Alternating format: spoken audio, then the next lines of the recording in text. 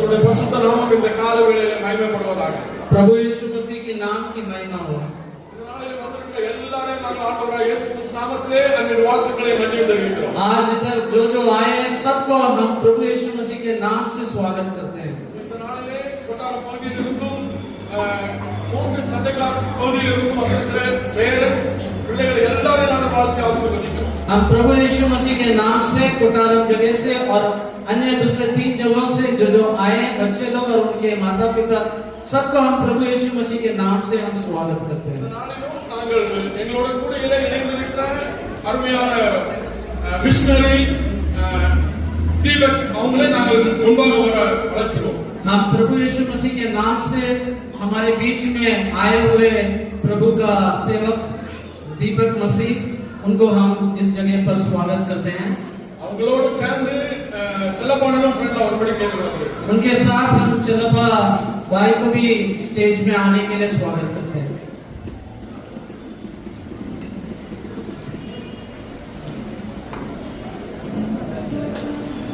அவங்களுக்கு ஒரு gift கொடுக்கணும்னு நினைச்சிருக்கோம்। हमने सोचा उनके लिए एक गिफ्ट देने के लिए அத நான் கொடுக்கிறதுக்கு என்னோட தலைமை போதகர் அவங்களோட கருத்தினாலே கொடுக்கப்படுது। हमारे बीच में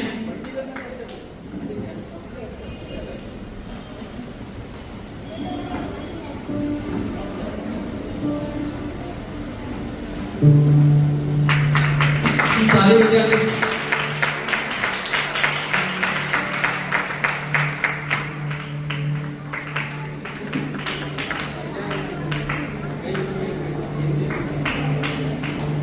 இதுல இருக்கிறது 5000 கைப்பிரதிகள். ஒன்லி இது கொடுக்கிறது வந்து ஹிந்தி மக்களுக்கு ஆண்டவரை அறிவிக்க வேண்டும் என்பதின் தாக்கத்தின் மூலமாக இது கொடுக்கப்படுகிறது. इसमें करीबन 5000 प्रभु यीशु मसीह के सुसमाचार देने के लिए एक पेपर है और ये हम हमारे पास्टर जी को दे रहे हैं ताकि वो अपने सेवा में उपयोग करें।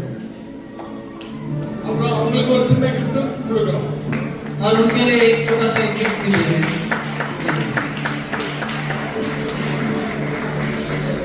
Praise the Lord.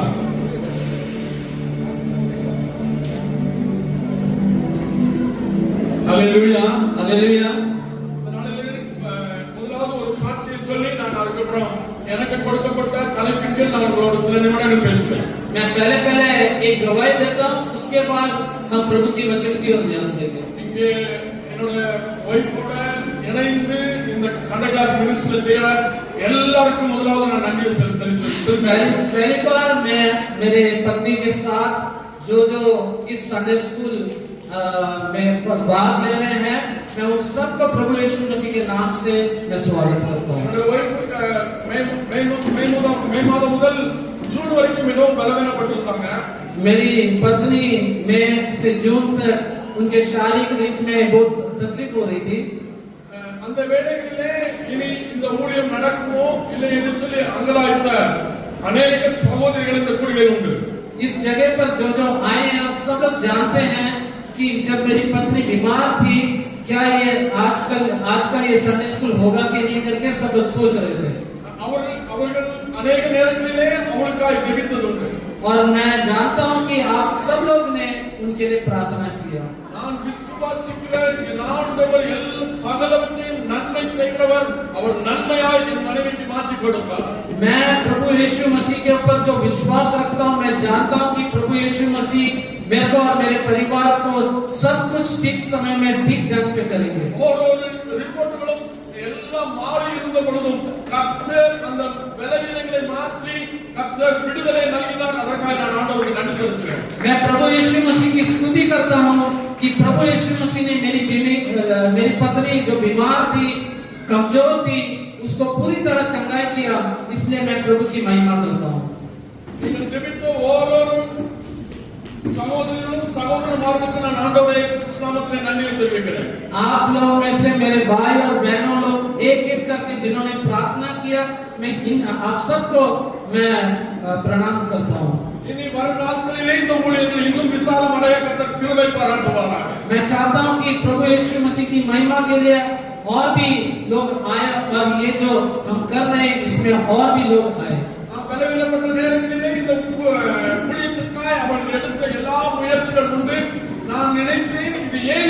அவசரமாய் செய்கிறான் என்று நினைத்தது உண்டு. मैं अनेक समय में सोचता था जब मेरी पत्नी कमजोर थी, तभी मैं सोच रहा था कि इतने कमजोरी में भी वो इतनी प्रयास लेकर एक एक काम इतनी जल्दी से किया। ஆண்டவர் கொடுத்த ஒவ்வொரு நிமிடங்களில் நாம் ஆண்டவருக்காய் பணியில் ஈடுபடும் பொழுது கர்த்தர் நம்முடைய காரியங்களை மாற்றி தருகிறவராய் இருக்கிறது என்பதை நான் அறிந்து கொண்டேன்.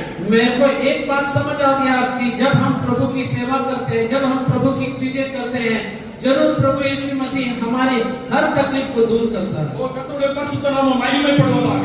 मैं सिर्फ इतना बोलना चाहता हूँ कि प्रभु यीशु मसीह के नाम की महिमा हो। இந்த நாளிலே என்னுடைய தலைமை போதகரும் என்னுடைய ஆவிக்குரிய தகப்பனாய் இருந்து இதுவரை நடத்தி கொண்டிருக்கிறோம் இந்த காலை கூடியில் வந்திருக்கிற அவருக்காக நான் ஆண்டவருக்கு நன்றி செலுத்துகிறேன். मैं मेरे पास्टर जी जो मेरे एकदम पिता के रूप में हैं, मैं उनको भी बहुत-बहुत धन्यवाद देता हूँ। இன்னும் நான் நேசிக்கிற என்னுடைய எல்லா லாப நஷ்டங்களிலும் இருக்கிற अनेक போதகர்கள் உண்டு.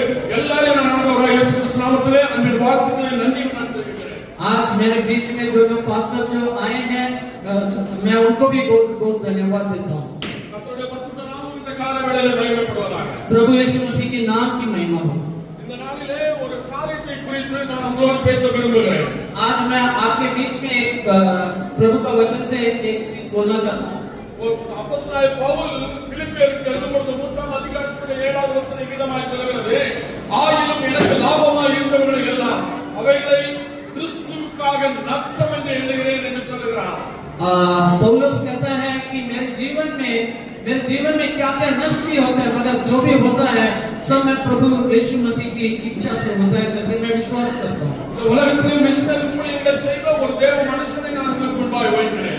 आज आपके बीच में प्रभु की सेवा करने वाले एक मिशनरी के बारे में मैं बताना चाहता हूँ। நான் பைபிள் காலேஜிலே படிக்கும் பொழுது எனக்கு இந்த மிஷனரி யாத்திரைகளை குறித்து அங்கே ஒரு சப்ஜெக்ட் உண்டு. जब मैं बाइबल कॉलेज में पढ़ रहा था, उधर एक मिशनरी के बारे में एक सब्जेक्ट करके मैंने पढ़ा था। அப்பொழுது அங்கே ஒரு விலையேறப்பட்ட மிஷனரி குறித்து எனக்கு சொல்லப்பட்டிருந்தது. उस जगह पर मुझे एक बहुत बड़ा मिशनरी के बारे में सिखाया गया था। அந்த மிஷனரியை நான் அதிகமாக நேசிக்கிறவன். और उस मिशनरी को मैं बहुत मोहब्बत करता हूँ, प्रेम करता हूँ। அவருடைய மரணம், ஒரு மனிதனுடைய மரணம் 2 அடக்காரங்களை நடத்தப்பட்ட மனிதர். एक आदमी की मौत के बारे में कहलाता है। அவர் इंग्लैंड पूर्वमाय கொண்டவர். அவர் பேர் டேவிட் லிவிங்ஸ்டன். उनका नाम है डेविड लिविंगस्टन, जो इंग्लैंड देश के निवासी हैं। இவர் ஸ்காட்லாந்து பகுதியை சார்ந்தவர். वो स्कॉटलैंड में रहने वाले हैं। இவர் ஒரு மருத்துவராக இருந்தார். वो एक डॉक्टर भी थे।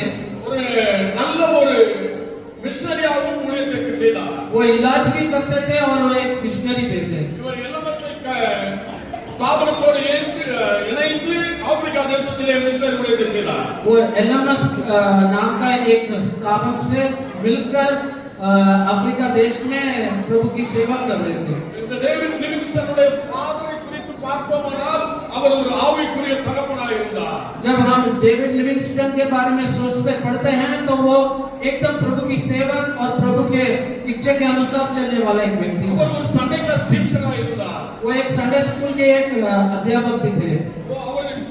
அவர் செய்த வேலை நிமித்தமாய் அவர் டீ வியாபாரம் செய்தது பொழுது டீ வியாபாரம் செய்தார், துண்டு பிரதிகளில் கொடுக்க ஆரம்பித்தார்.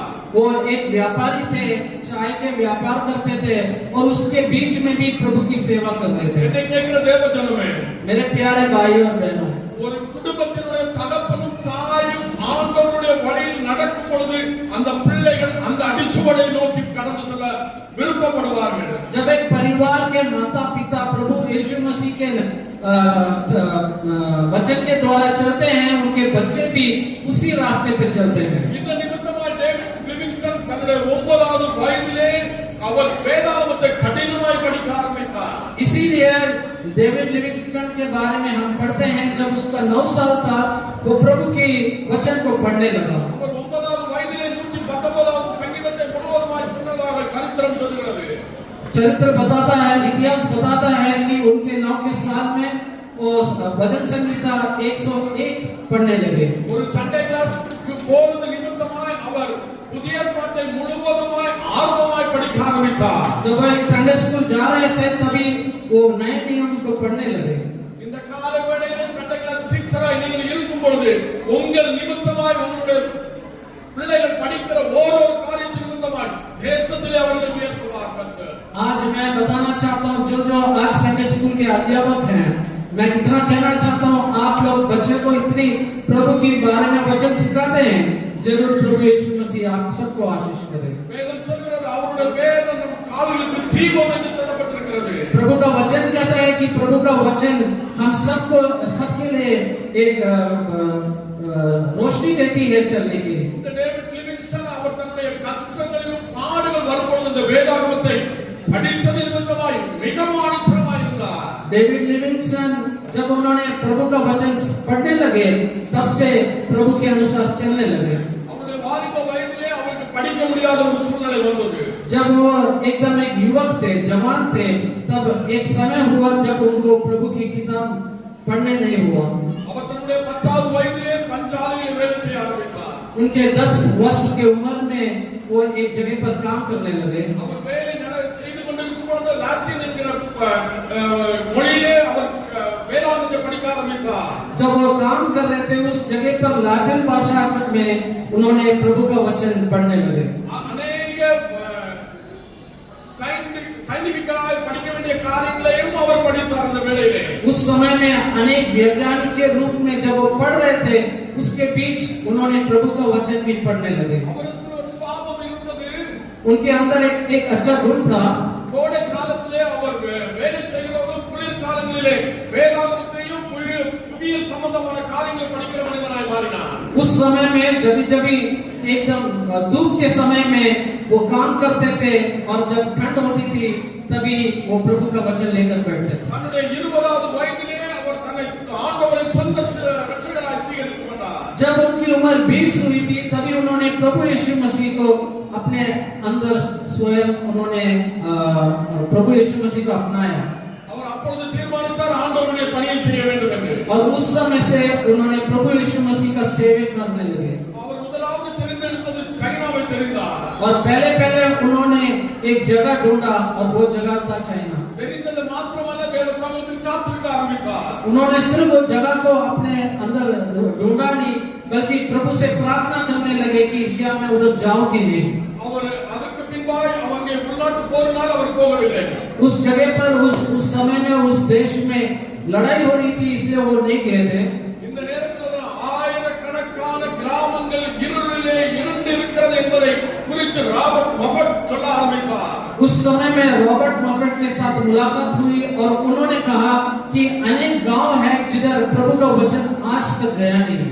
அவர்களுக்கு இயேசுவை அறியவில்லை, உலகை குறித்த நம்பிக்கையோடு இருந்தது நிமித்தமாய் அந்த ஆப்பிரிக்கா கண்டத்தை குறித்து, இருண்ட கண்டத்தை குறித்து அவர் தரிசனம் பெற ஆரம்பித்தார்। तभी अफ्रीका नाम देश में उन्होंने जब उस देश के बारे में पढ़ने लगे, उस देश कितना अंधकार में पड़ा हुआ था, तभी उनकी मन में इच्छा है कि मैं उस देश में जाऊं। இந்த வேளையிலே அவர் ஆப்பிரிக்காவுக்கு போக ஆரம்பித்தார்। और उस समय में उन्होंने अफ्रीका देश में जाने के लिए पूरी तैयारी की। தகப்பனை தன்னுடைய தாயை விட்டு குடும்பத்தை விட்டு பிரிந்து ஆப்பிரிக்கா கண்டத்துக்கு கப்பல் ஏற ஆரம்பித்தார்। उन्होंने अपने माता पिता और उनके परिवार को सब छोड़कर अफ्रीका देश में चलने लगे, यात्रा करने लगे। அந்த கடற்கரை மத்தியில் இருந்து விதமாய் சொன்னார், जब वो यात्रा करने के पहले उन्होंने उस जगह पर समुद्र के किनारे होकर ऐसे कहा, இனி நான் என் தகப்பனின் தாயை நான் பார்ப்பேனோ என்பது அல்ல, நித்தியத்திலே நான் என் தகப்பனின் தாயை பார்ப்பேன் என்று சொல்லி ஒரு அன்பான இணக்கத்தோடு அவர் கப்பல் யாத்திரையை தொடங்கினார்। जब उन्होंने उनकी यात्रा समुद्र के तट से करने लगे, तभी उन्होंने उनके माता पिता और उनके भाइयों को देखकर कहा, हो सकता है हम दोबारा मिलेंगे या ना मिलेंगे, मगर हम जरूर स्वर्ग में मिलेंगे। अनेक कष्टங்களை ஆப்பிரிக்காவில் சந்திக்க ஆரம்பித்தார்। जब उन्होंने अफ्रीका चले गए थे, तभी उस जगह पर उन्होंने अनेक प्रकार की कष्ट सहा। வேதம் சொல்லுகிறது, அப்போஸ்தலனாகிய பவுல் 2 தீமோத்தேயுவில் சொல்லும் பொழுது சொன்னார், अनेक நேரங்களில் நான் சிங்கங்களின் வாயிலிருந்து ரட்சிக்கப்பட்டேன் என்று சொன்னார்। और उन्होंने उनके बारे में बताया कि अफ्रीका देश में जब वो प्रभु की सेवा में थे, तभी अनेक समय में शेर के मुंह से उनको बचाया गया था। அவர் ஆப்பிரிக்கா கண்டத்தில் போய் இருந்த பொழுது ஒரு குறிப்பிட்ட பகுதியில் போகும்போது அந்த தேசத்தார் சொன்னார்கள், நீங்கள் சிங்கத்தினுடைய தொல்லை ஜாஸ்தி என்று சொன்னார்கள்। जब उन्होंने अफ्रीका देश में एक गांव में जब गए थे, तभी उधर के गांव वासी ने कहा कि आप लोग इस गांव में मत आइए, क्योंकि इस गांव में शेर का अनेक प्रश्न है। ஒரு சிங்கத்தை நீங்கள் சுட்டீர்களானால் மறுபடியும் இங்கே வராது என்று சொன்னார்கள்। उन्होंने कहा कि अगर आपने एक शेर को मार डाला तो दोबारा इस जगह पर मत आओ। அவர்கள் சொன்னது நிமித்தமாக செய்தது ஒரு சிங்கம் அவருடைய தோள்பட்டையிலே கடிக்க ஆரம்பித்தது.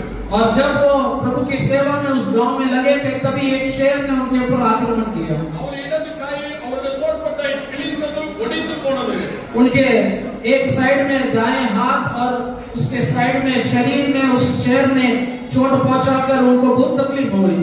அவர் சிங்கத்தினுடைய 11 பல்கள் அவருடைய சரீரத்தில் பட்டதாக வேத சரித்திரம் சொல்கிறது. इतिहास कहता है कि शेर के दांतें उनके शरीर में इतनी गहरी चोट पहुंचाई। டேவிட் லிவிங்ஸ்டன் மரித்த பொழுது அந்த தோள்பட்டையை வைத்து தான் ஐடென்டிஃபை பண்ணினார்கள். और जब डेविड लिविंगस्टन जब वो मर गए थे तभी शेर का जो निशाना था उसको लेकर ही उसके शरीर को उन्होंने पहचाना। 2 கொரிந்தியர் 11ஆம் அதிகாரத்தினுடைய 23 பின்பகுதியில் நீங்கள் வாசிப்பீர்களானால் அங்கே ஒரு காரியம் சொல்லப்பட்டிருக்கிறது. दूसरी कोरिन्थियों के बीच में हम जब पढ़ते हैं उसमें ऐसा लिखा गया है, அங்கே வேதம் சொல்கிறது अनेक தரம் மரண அவதியில் அகப்பட்டேன் என்று சொல்லப்பட்டிருக்கிறது. उस जगह पर ऐसा लिखा गया है कि मैं इतने दुर्घटना में जाने के बावजूद भी प्रभु यीशु मसीह ने मुझे बचाया। அவர் சரித்திரம் சொல்கிறது 31 முறை அவர் வியாதியை கொடுமையான வியாதியிலே மரண தருவாய்க்கு நேராய் போனவர் என்று சொல்லப்பட்டிருக்கிறது. इतिहास कहता है करीबन 30 के ऊपर भी उन लोग उस जगह पर जाकर उनकी बीमारी आई थी, मगर इतने बीमारी होने के बाद भी प्रभु ने उनको बचाया। அதன் நிமித்தமாய் அவருக்கு ஒரு மறதி என்கிற ஒரு வியாதி வந்தது. और उसके कारण उनको ज्यादातर वो भूल जाते थे करके ऐसा एक बीमारी भी आई थी। அவர் சில நேரங்களிலே அவருடைய நண்பர்களை மறந்தார். कभी कभी उनके साथियों को भूल जाते थे, ஒரு நாட்களை அவர் மறந்தார். कभी कभी दिनों को भी भूल जाते थे। ஆனால் ஒன்றை மாத்திரம் அவர் மறக்கவில்லை, வேதத்தை தியானிக்கிறதை அவர் மறக்கவில்லை. मगर एक चीज उन्होंने कभी भूला नहीं कि प्रभु यीशु मसीह का जो वचन है वो हर दिन पढ़ने के लिए। அதற்கு பின்பாய் அவருடைய மகனும் மனைவியும் இறந்ததை ஒரு மரத்தின் கீழ் புதைத்தார். और उसके बाद उनकी पत्नी और उनके बच्चे जब वो मर गए थे उनको गाड़ने के लिए जगह नहीं था, बल्कि एक पेड़ के तट के नीचे उनको भी गाड़ा गया था। அவர் சொல்லும்போது சொன்னார், நான் எனக்கு ஆறுதல் கொடுக்கிறது ஒன்றே ஒன்று உண்டால் என் வேதாகமும் நான் ஆண்டவரோடு இணைந்திருக்கிறது மாத்திரம் என்று சொன்னார். उन्होंने जब उनकी परिवार की मौत हो गई थी उन्होंने कहा, अगर मुझे इस समय में अगर किसी ने मुझे इस के समय में मुझे अगर प्रभु का वचन देना है तो मैं प्रभु के वचन को पढ़ के मैं अपने आप को मजबूत समझता हूँ। பவுல் விதமாய் சொன்னார், அந்நிய ஜனங்களினால் வந்த மோசங்களும் பட்டணங்களினால் உண்டான மோசங்களும் வனாந்தரங்களில் உண்டான மோசங்களும் என்று சொல்லி அங்கே வேதத்தில் எழுதுவார். पौल कहता है कि चाहे इस गांव के बीच में चाहे मेरी जिंदगी में कितनी भी तकलीफ हो, मगर प्रभु यीशु मसीह का वचन के अनुसार मैं चलता हूँ। ஒரு முறை ஒரு காண்டாமிருகம் அவருக்கு மேல் தாவி வந்த பொழுது அவர் அப்படியே நின்ற வேளையில் அது இயேசுவினுடைய கரம் அங்கே வெளிப்பட்டதாக சரித்திரம் சொல்கிறது. इतिहास कहता है जब एक जानवर, एक भयंकर जानवर जब उनके ऊपर आक्रमण किया तभी प्रभु यीशु मसीह का हाथ उनको बचाया था। அந்த காண்டாமிருகத்தின் நிமித்தமாய் ஒரு சேதமும் வரவில்லை என்று சரித்திரம் சொல்லப்படுகிறது. इतिहास कहता है कि जब उस जानवर ने इनके ऊपर आक्रमण किया उसके अनुसार उनके शरीर में किधर भी चोट नहीं पहुंची। கள்ள சகோதரர்களால் வந்த சேதங்கள் என்று சொல்லி பவுல் எழுதுவார். पौलुस ऐसा भी लिखता है कि अनेक लोगों के कारण मुझे तकलीफें हुई। எந்த தேசத்துக்குள்ளே போய் அவர் தன்னுடைய ஆண்டவருடைய அன்பையும் இருண்ட கண்டத்தை வெளிச்சமாய் மாற்ற பிரயாசப்பட்டாரோ அந்த இடத்திலிருந்து ஒரு மனிதன் ஒரு அம்பை ஈட்டியை எறிந்த பொழுது அவருடைய கழுத்தில் ஒரு ஓரமாய் கடந்து போனதாக சரித்திரம் சொல்கிறது. इतिहास कहता है जब उन्होंने प्रभु की सेवा करने के लिए एक गांव में गए थे, उस गांव के लोग ने जब एक तीर को उनके ऊपर मारा था तभी वो उनके गले के साइड से लगकर चली गई थी। ஒருவேளை ஊழியத்தின் பகுதியிலே மிஷனரி ஊழியத்தின் பகுதியிலே யார் இருந்தாலும் எந்த மனிதனும் சத்ருவை ஏகிற ஒரு அம்பும் நம்மளை துளைக்காது, தேவன் நம்ம பட்சத்தில் இருக்கும் பொழுது। मैं एक चीज कहना चाहता हूँ, जो प्रभु की सेवा करते हैं चाहे उनके जीवन में कितनी भी प्रयास हो, कितनी भी तकलीफ हो, मगर प्रभु का वचन हमेशा हमको सुरक्षित रखता है। ஒருவேளை நீ மனிதனை நம்பி ஊழியத்தில் இறங்கி இருப்பாரானால் இந்த காலவேளையில கர்த்தருடைய வார்த்தை தெளிவாய் உன்னோடு பேசுகிறது, நீ ஆண்டவரை மாத்திரம் நம்பினால் உன்னுடைய காரியங்களை ஜெயமாய் மாற்றுவார் என்று வாக்கு பண்ணுகிறார்। अगर आपने कोई मनुष्य को के ऊपर भरोसा रखकर प्रभु की सेवा कर रहे हैं तो मैं आज आपको कहना चाहता हूँ, आप सिर्फ प्रभु यीशु मसीह उसके ऊपर विश्वास रखिए और भरोसा रखिए और जरूर आपकी इच्छा प्रभु यीशु मसीह पूरी करेगा। எல்லாரும் நினைப்போம் மிஷனரி ஊழியம் என்று சொன்னால் கடினம் இல்லை, ஆனால் ஓரொரு நிமிடங்களும் அவருடைய ஜீவிதத்திலே நடக்கிற ஓரொரு காரியத்தை நாம் நினைப்போமானால் இந்த ஊழியம் தான் மகத்தான ஊழியம் என்று சொல்லி நான் சொல்வேன்। अगर मैं आपको कहना चाहता हूँ, कई लोग सोचते होंगे कि मिशनरी का काम एकदम बहुत बढ़िया काम है, मगर मैं आज आपको कहना चाहता हूँ उस काम में अनेक प्रकार की तकलीफें हैं, मगर हर तकलीफ से अगर हमको निपटना है, हर तकलीफ से अगर हमको बाहर निकलना है तो सिर्फ प्रभु यीशु मसीह के वचन और उनके ऊपर विश्वास। இன்னும் காடுகளிலும் மலையிலும் பனி உருகிற இடங்களிலும் ஊழியம் செய்கிற अनेक சகோதரர்கள் எனக்கு தெரியும்। आज भी मैं आपको कहना चाहता हूँ कि मैं अनेक मिशनरी को जानता हूँ जो अनेक प्रकार की समस्या जिधर भी है उस जगह पर सब प्रभु की सेवा करते हैं। இந்த கால வேளையிலே மிஷனரி ஊழியத்தை குறித்து நீங்கள் கேட்டுக்கொண்டிருக்கிறீர்கள், நீங்கள் மிஷனரி ஊழியத்துக்காக என்ன செய்ய ஆயத்தமாக இருக்கிறீர்கள்? आज भी मैं आपको कहना चाहता हूँ अनेक लोग मिशनरी के प्रभु की सेवा कर रहे हैं, मगर मैं आपसे पूछना चाहता हूँ कि आप लोग क्या करते हैं? வேதம் சொல்லுகிறது என் காரியமா யாரை நான் அனுப்புவேன் என்று கேட்கிறார்। प्रभु यीशु मसीह का वचन कहता है कि मेरे काम के लिए मैं किसको भेजूं?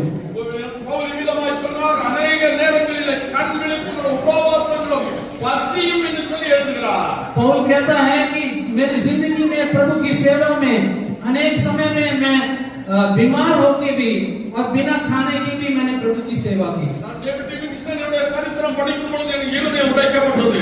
जब मैं डेविड लिविंगस्टन के बारे में उनकी इतिहास जब मैं पढ़ रहा था तभी मेरा दिल टूट गया था। वो வசதி படைத்த ஒரு மனிதன் இப்பொழுது ஆப்பிரிக்கா கண்டத்திலே கந்தலான சரீரத்தோடு ஆடை அணிந்தவனாய் வேலை செய்கிறார் கர்த்தருடைய பணியை। जो आदमी की जिंदगी में हर प्रकार की दौलतें और हर प्रकार की सुविधा थी, ये आदमी आज अफ्रीका देश में जाकर इतनी तकलीफ उठाकर प्रभु की सेवा कर रहा है। கால்களிலே கொப்பளங்கள் நிமித்தமாய் வனாந்தரமாய் யாத்திரை பண்ணினாராம்। उसके पांव में अनेक प्रकार की चोटें पहुंचने के बावजूद भी उस गांव के जगह पर जंगल में वो प्रभु की सेवा कर बैठा। சில நேரங்களிலே பசியாய் இருந்த பொழுது ஆப்பிரிக்கா தேசத்திலே உள்ள மக்களால் அவருக்கு ஆகாரம் கொடுக்கப்படவில்லை என்று சொல்லி சரித்திரம் சொல்கிறது। इतिहास ये भी कहता है कि अनेक समय में वो भूखा पेट जाकर प्रभु की सेवा कर रहा था क्योंकि उसको खाना नहीं मिला खाने के लिए। அவர் அந்த ஊழியத்தை செய்யும் பொழுது பசி நிமித்தமாக சில விதைகளை கிழங்குகளை சாப்பிட்டதாக சரித்திரம் சொல்கிறது। इतिहास ये भी कहता है कि जब वो भूखे थे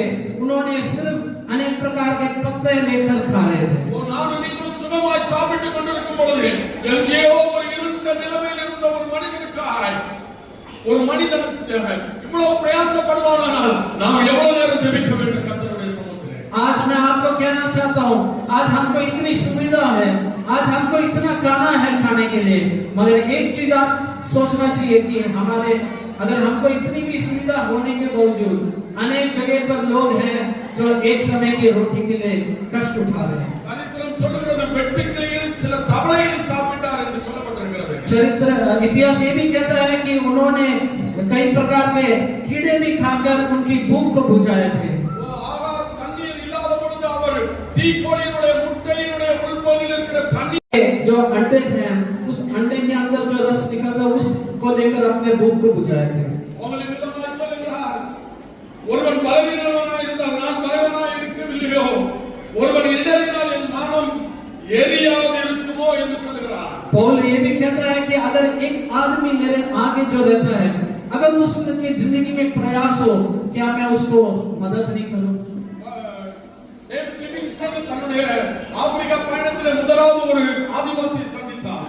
डेविड लिविंगस्टन ने उनकी यात्रा में जब प्रभु की सेवा में थे तभी उन्होंने पहली बार एक आदिवासी को मिला।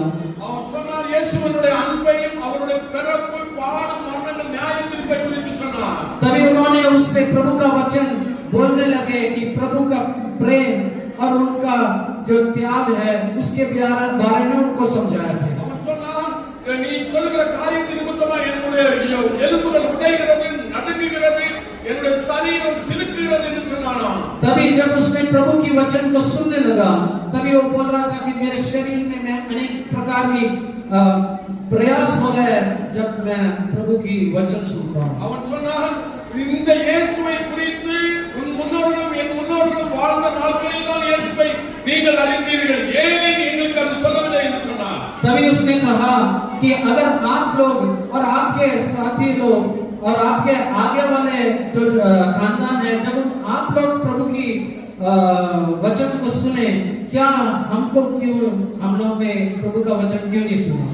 அவன் சொன்னான், என்னுடைய முன்னோர்கள் இந்த இயேசுவை அறியாமல் இருளிலே மாய்த்து போனார்களே, இதற்கு யார் பொறுப்பு என்று சொன்னான். तभी उसने कहा कि मेरे माता पिता बिना प्रभु के वचन को सुने वो मर गए थे, अभी उनका जिम्मेदार कौन लेगा? இந்த ஆண்டவரை குறித்து சொல்லாததற்கு யார் காரணமா இருக்க முடியும்? இல்லை என்று சொன்னால் அவன் சொன்னான், ஏன் நீ இதை அறிவிக்காமல் போனாய்? तभी उसने कहा कि अगर किसी ने प्रभु की वचन को नहीं सुना तो उसकी जिम्मेदार कौन लेगा? அதன் நிமித்தமாய் அவன் ஆண்டவரை சொந்த இரட்சகராய் ஏற்றுக்கொண்டான். और उसी समय में उसने प्रभु यीशु मसीह को अपने हृदय पूर्वक स्वीकार किया. அவன் சொன்னான், என் ஆண்டவரை நீ சொன்னது நிமித்தமாய், அவருடைய பாடுகளை குறித்து சொன்னது நிமித்தமாய், அவருடைய சிலுவையின் தியாகத்தை நீ சொன்னது நிமித்தமாய் நான் ஆண்டவரை சொந்த இரட்சகராய் ஸ்வீகரிக்கிறேன் என்றான். उसने कहा कि आपने मुझे प्रभु यीशु मसीह के बारे में बताया कि उन्होंने मेरे लिए कितनी तकलीफ उठाए, और इसके कारण मैं जरूर आज ही मैं प्रभु यीशु मसीह को मेरे अंदर हृदय में स्वीकार करता हूँ. यीशु क्रिस्त सकल पापों नीकि हमें शुद्धिकरिको. प्रभु यीशु मसीह का लहू हमारे हर पाप को शुद्ध करता है. அவன் சொன்னான், தன் பாவங்களை மறைக்கிறவன் வாழ்வடைய மாட்டான், அவனை அறிக்கை செய்து விட்டு விடுகிறான், தேவ இரக்கப்படுவான் என்று சொன்னார். प्रभु का वचन कहता है कि जो आदमी अपने पाप को छुपा देता है, जरूर उस जिंदगी में सफलता नहीं प्राप्त करेगा. இப்பொழுது அவன் சொன்னான், நான் ஆண்டவரை சொந்த இரட்சகராய் ஸ்வீகரித்த நிமித்தமாய் என்னுடைய குடும்பத்தில் இருக்கிற நான் தவறாய் இழைத்த எல்லா காரியங்களையும் நான் ஒதுக்கி விடுகிறேன் என்று சொன்னான். तभी जब उसने प्रभु यीशु मसीह को जब स्वीकार किया, उसने कहा कि मेरी पिछली जिंदगी में मैंने कितना पाप किया, वो पाप से मैं दूर होता हूँ. எல்லா செய்ததையும் காரியங்களையும் அவன் ஒன்றொன்றா தன்னுடைய மனைவிமார்களை எல்லாவற்றையும் அனுப்பி சொன்னான், ஆண்டவருக்காக என்னை அர்ப்பணித்திருக்கிறேன், நீங்கள் சந்தோஷமாய் போகலாம் என்று சொல்லி அவர்களுக்கு ஒரு செட்டில்மெண்டை கொடுத்து அனுப்பினான். तभी उसके साथी और उसके अनेक प्रकार के जो पाप थे वो सब को दूर करके उसने प्रभु की सेवा में वो भी चलने लगा. இயேசு உன்னுடைய ஜீவிதத்தில் வரும்பொழுது உன்னுடைய சகல ரோகங்களை மாறும். जब आप प्रभु यीशु मसीह को स्वीकार करते हैं, आपके शरीर में अनेक प्रकार के बीमारियां निकल जाती हैं. அவன் ஞானஸ்நானம் எடுத்த நிமித்தமாய் ஆண்டவரை சொந்த இரட்சகராய் மாறினான். जब उसने प्रभु यीशु मसीह को स्वीकार किया और बपतिस्मा लिया, तभी उसके जिंदगी के हर प्रश्न दूर हुए. அவன் மரித்த பொழுது அவனுடைய இருதயம் ஆப்பிரிக்காவிலும் அவனுடைய சரீரம் சொந்த தேசம் இங்கிலாந்துக்கு கொண்டு போகப்பட்டது. और जब वो आदमी मर गया था, तभी उसके शरीर को इंग्लैंड देश में लेकर गए. அவனுடைய சரீரத்தை அங்கே வைத்த நிமித்தமாய் இந்த இருண்ட கண்டம் இயேசுவை அறிந்த கண்டமாய் மாறியது. और जिस जगह पर उसके शरीर को रखा गया है, उस जगह पर जिधर अंधकार थी, उस जगह पर एक रोशनी आई है. காலவேளையில் இயேசுவை சந்திக்க ஆயத்தமா? इस सुबह के समय में क्या आप भी प्रभु यीशु मसीह को स्वीकार करना चाहते हैं? நான் என்னுடைய செய்தியை முடித்து நடத்தி தலைமை போது கையில கொடுக்க போறேன். ஒரு நிமிடம் அப்படியே எழுந்து நிற்போம். हम सब लोग 1 मिनट हम खड़े हो जाते हैं और मैं अभी हमारे पास्टर जी के हाथ में माइक देने जा रहा हूँ. என் ஆண்டவருக்காக நீ நிற்கும் பொழுது கர்த்தர் உன்னை ஆசீர்வதிக்கிறவராய் இருக்கிறார். जब आप प्रभु यीशु मसीह के लिए खड़े होते हैं, प्रभु यीशु मसीह आप सबको आशीर्वाद करेंगे. இயேசுவை சந்திக்க ஆயத்தமா? क्या आप लोग प्रभु यीशु मसीह के साथ मिलना चाहते हैं? பாக்கியமான சேவையிலே